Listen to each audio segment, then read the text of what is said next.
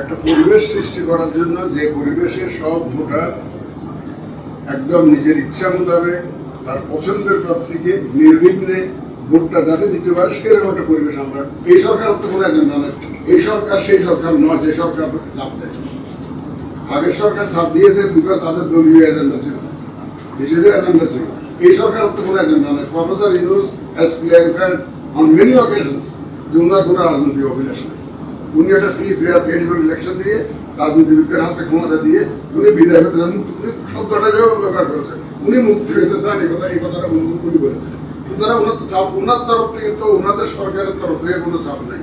আগে তো অতীতের চাপ তো ছিল, ওটাই ছিল সবথেকে বড় চাপ। আমাদের তো কোনো রকমের কোনো চাপ নেই সরকারের তরফ থেকে।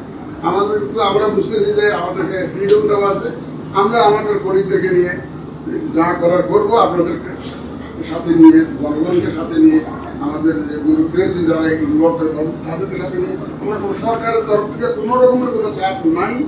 এবং আই এম কনভিন্সড যে কোনো চাপ থাকবে। একটা পরিবেশ সৃষ্টি করার জন্য যে পরিবেশে সব ভোটার একদম নিজের ইচ্ছা মোতাবেক তার পছন্দের প্রার্থীকে নির্বিঘ্নে ভোটটা যাতে দিতে পারে সেরকম একটা পরিবেশ আমরা নিশ্চিত করবো ইনশাআল্লাহ। সেটাই আমাদের কথা। এবং সেটা করার জন্য যা যা দরকার তা করবো। এবং আমরা একতরফা নির্বাচনে বিশ্বাস করি না। ওই একতরফা করে তো বুঝতে পারছিলাম তাই দেশে 12টা বেজে গেছে, আপনি বুঝতেছেন। এই একতরফার জন্য গায়ে জোরে ইলেকশন করতে গেলে যা হওয়ার তা তো হয়েছে। আমরা কোনো গায়ে জোরে ইলেকশন দিতে দেখতে চাই না, কোনো একতরফা ইলেকশন আমরা দেখতে চাই না। আমরা একটা প্রতিযোগিতামূলক এবং আমরা একটা লেভেল প্লেইং ফিল্ড আমরা ক্রিয়েট করে দেবো যাতে করে সবাই এখানে খেলতে পারে, আমরা দি রুলস অফ দি গেম যাতে খেলতে পারে সেই ব্যবস্থা আমরা এখানে করবো। শতভাগটা কিছু হয়তো নাও হতে পারে আপনাদের বিবেচনা, আপনাদের, কিন্তু আমাদের প্রচেষ্টা থাকবে শতভাগ এবং টু এনশিওর শতভাগ ফেয়ারনেস, সেই চেষ্টা আমাদের থাকবে। আপনারা তো ধরেন একজনের মতামত দিতেই পারেন।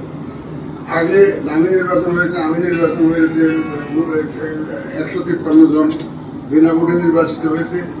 এই জন্যই তো বললাম ভাই, আমাদের আগমন কিন্তু ওইগুলো মোকাবেলা করার জন্যই। এরকম যাতে না হয় না, আল্লাহ তাআলা আমাদেরকে পাঠিয়েছেন, আমার কাছে মনে হচ্ছে this is a great opportunity. আপনারা চ্যালেঞ্জ করছেন তো, আমি এটাকে অপরচুনিটি হিসেবে নিচ্ছি যে একটা জীবনের শেষ বয়সে এসে একটা আমি অপরচুনিটি পেয়েছি to do something for the nation, and so is the feeling of my colleagues.